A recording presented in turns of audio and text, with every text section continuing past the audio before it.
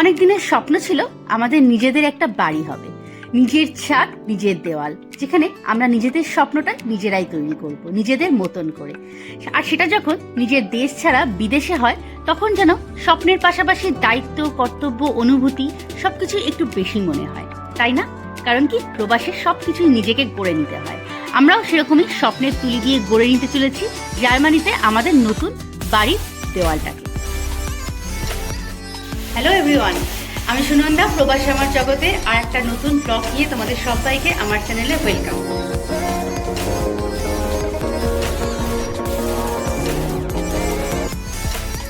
জার্মানিতে নিজের বাড়িতে নিজে রং করা, এই এক্সপিরিয়েন্সটা কেমন, সেটা নিয়েই হতে চলেছে আজকের ভিডিওটা। তো চলো দেরি না করে শুরু করা যাক নিজের বাড়িতে রং করার এক্সপিরিয়েন্সটা কেমন। আজকের ভিডিওটা খুবই ইন্টারেস্টিং এবং এখান থেকে তোমরা অনেক ইনফরমেশনও পাবে জার্মানির কীভাবে নতুনভাবে বাড়িতে রং করা হয় এসব ব্যাপারে। তো চলো দেরি না করে শুরু করা যাক আজকে আমার এই ব্লগ। তো সকাল সকাল আমরা চলে এসেছি ব্রেকফাস্ট করে, আজকে উইকেন্ড, তো স্যাটারডে আমরা চলে এসেছি রং করতে বাড়িতে। তো আমার পেছনে এই যে রঙের মিস্ত্রি আর আমি হলাম হেল্পার। রঙের মিস্ত্রি ঘষা শুরু করেছে সবে। ইন্ডিয়াতে তো হেল্পার পাওয়া যায়, রঙের মিস্ত্রি পাওয়া যায়, কিন্তু এখানে তো সেটা পাওয়া সম্ভব নয়। আর পেলেও যা খরচা এবং যা অ্যাপয়েন্টমেন্ট, তাতে বাড়িতে শিফট হয়ে যাচ্ছে। সেই জন্য আমরা চেষ্টা করবো যেটুকু লোক দিয়ে করানো দরকার একদমই আমরা পারবো না সেটুকু করার, বাকি টুকটাক জিনিসগুলো আমরা করে নিই। বিশেষভাবে আমরা অ্যাপার্টমেন্টে ছিলাম, তো সেজন্য ভালো করে ব্যাগটি ওই বাড়িতে রেখে এসেছি, যেহেতু রঙেও প্রবলেম হতে পারে, হাঁচি কাশি শুরু হবে আর চার্জ থাকলে প্রবলেম হয়, তো সেই জন্য ওকে রেখে এসেছি। আর এখানে গার্ডেনটা আজকে পেইন্ট দেওয়ার প্ল্যান আছে, তাকে রেখেছি, ফ্লোর করতে হবে। আজকে প্রথম শুরু করছি আমাদের এই ওয়ালটা, একটা করে ওয়াল আমাদের রং করা হবে সবকটা রুম। তো প্রথম এই রুমটা দিয়ে শুরু করছি। লাইটিং করেছে দেখতে পাচ্ছ, একটু আমাদের ব্যাক ক্যামেরা দেখিয়ে দিচ্ছি।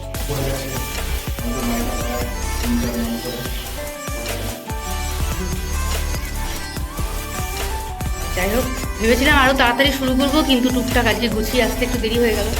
সব জিনিসপত্র নিয়ে আসতে হচ্ছে, রঙের জিনিসপত্র, আরও রং সব নিচে আছে, গ্যারেজে রেখে এসেছি। আমরা একটা একটা করে করবো। কী প্ল্যান, আজকে কটা ঘর হবে?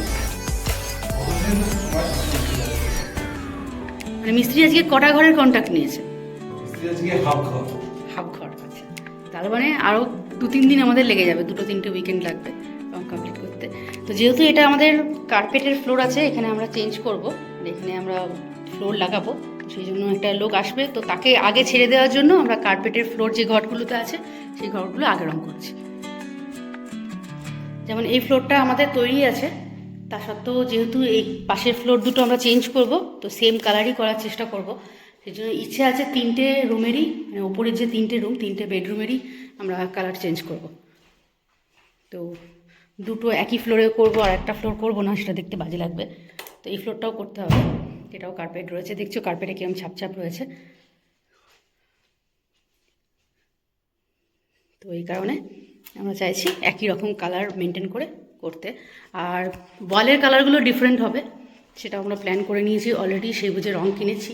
তো সেই ভিডিওটাও তোমাদের সাথে শেয়ার করছি।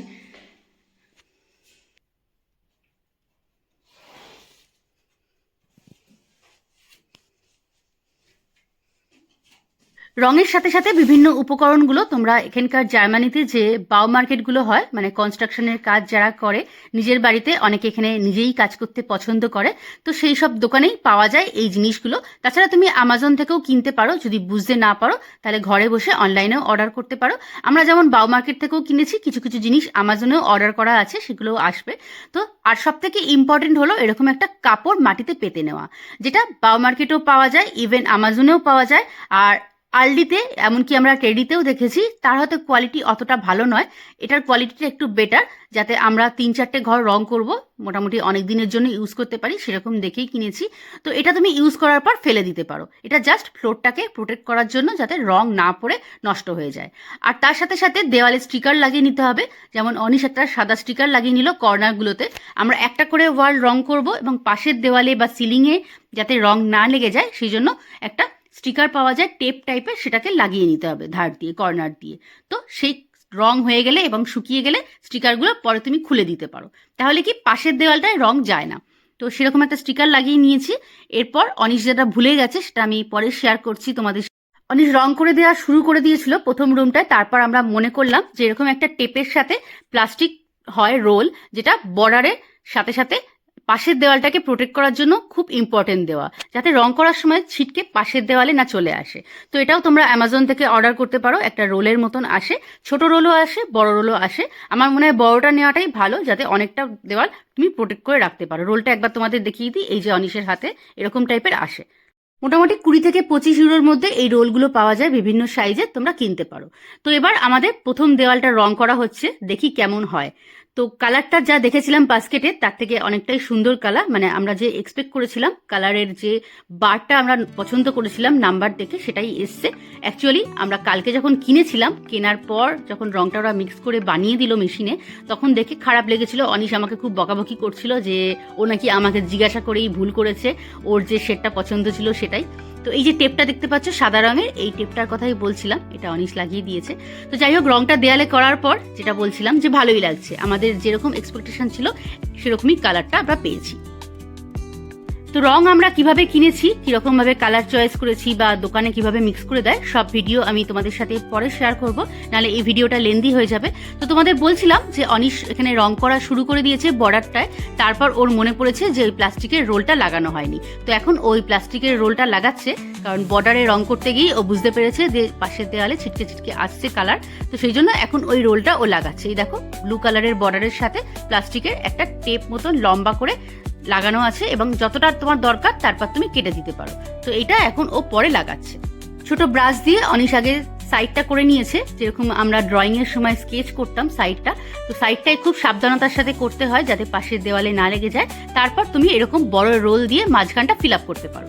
তো আমরা মাঝখানটা এখন ফিল করব। তো সাইডটাই মেন ইম্পর্টেন্ট ছিল, খুব ধৈর্য ধরে করতে হতো। মাঝখানটা করতে বেশি সময় লাগবে না। তো অনিশ করছে, অনিশের হাত ব্যথা হয়ে গেলে তারপর আমি আবার মাঝখানটা করব। আমি তো ওপরে উঠতে পারবো না, ওটা অনেকটাই লম্বা, প্লাস আমার পায়ে হয়তো প্রবলেম হতে পারে ওপরে উঠে নামার সময়। সেই জন্য আমি যতটুকু সম্ভব ওকে মাঝখানটায় হেল্প করব। তো এবার আমি মাঝখানটায় হেল্প করার জন্য এগিয়ে এসেছি, দেখি কতটা করতে পারি। মোটামুটি শীতকাল এখন শেষ হয়ে গেছে, সামারটা আসছে। তো লাইটও অনেকক্ষণ থাকবে, আশা করি রঙগুলো শুকিয়েও যাবে তাড়াতাড়ি। তো আমরা মোটামুটি এখন 12টা বাজে, একটা রুম শুরু করেছি যখন, তাড়াতাড়ি হয়েই যাবে। স্কেচটা করতেই যা সময় লাগলো, মানে বর্ডারটা দেখো, মাঝখানটা খুব তাড়াতাড়ি হয়ে যাচ্ছে।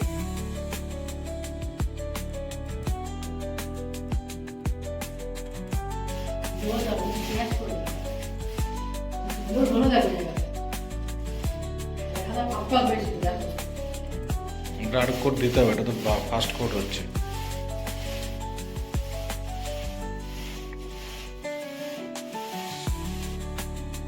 তো এটা আমাদের নিজের বাড়ি, নিজের হাতে রং করার অভিজ্ঞতা।